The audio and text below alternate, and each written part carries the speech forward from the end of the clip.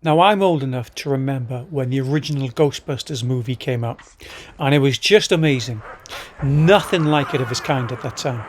I was instantly a huge fan, so much that I bought the Ghostbusters game for the Commodore 64 and spent many hours on it. So I was really excited to learn that Ghostbusters Rise of the Ghost Lord was coming to the Quest. My first impressions were meh.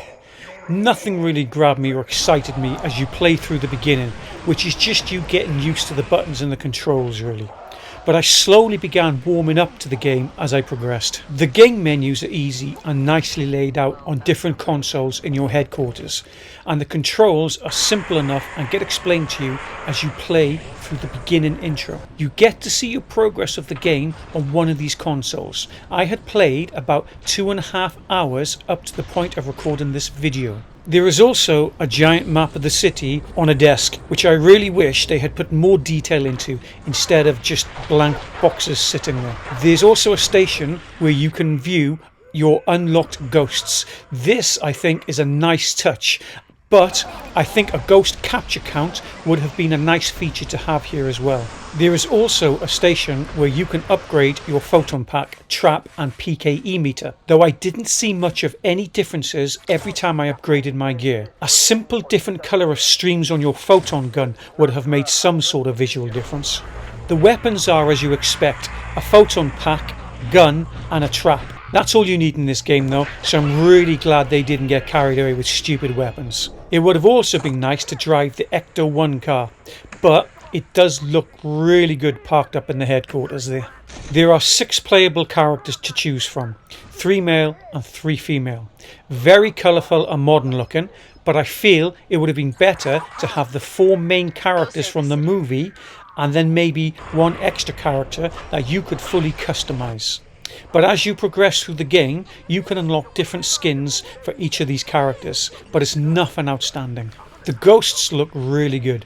I can't decide if it's good to have lots of varied ghosts flying around at the same time, or if I would prefer just 1 or 2 Slimer ghosts that are difficult to catch, so that you would really have to work together as a team to catch them. But still, there are small, cute little marshmallow men to then big, badass looking ghosts. Level sizes are decent and there's enough of them to keep you amused. I wish they'd had a run button though, unless I just can't find it. Also, as I played the game, I must have opened up at least 50 lockers and drawers and there was not one single item in them.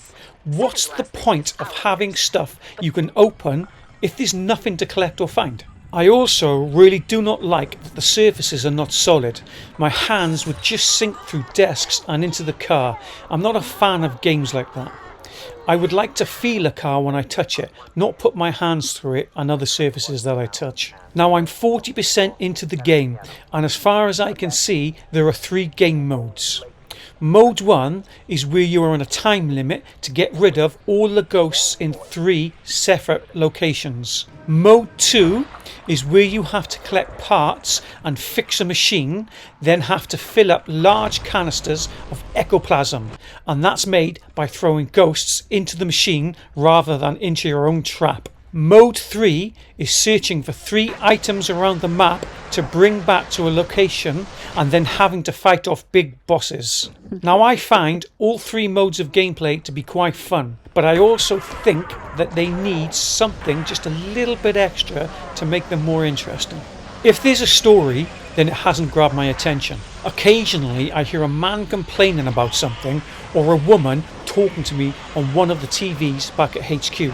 But I'm now 40% into this game so far, and I honestly could not tell you what the story is. Now I believe multiplayer will be fun if you are playing with a bunch of your friends, but on this occasion I played with 3 random dudes, one that sounded like he was about 5 or 6 years old, and one I had to mute because when I talked I could hear myself back loudly from him 2 seconds later.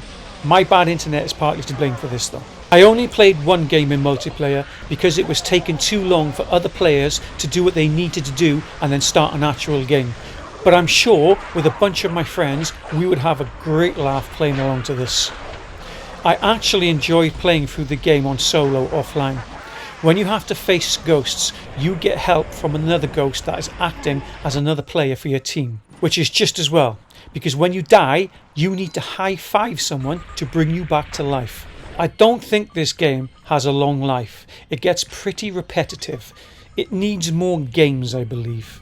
It definitely needs more stuff to interact with in the game, not just pointless books, fire extinguishers and cans. Is it worth buying the extra DLC pack? I'd say no, it isn't. Not unless you really want a bunch of skins and pointless stuff that don't really improve the gameplay any. So anyway, I score this game a 37 out of 50. And you can find my scoring system in the description section below.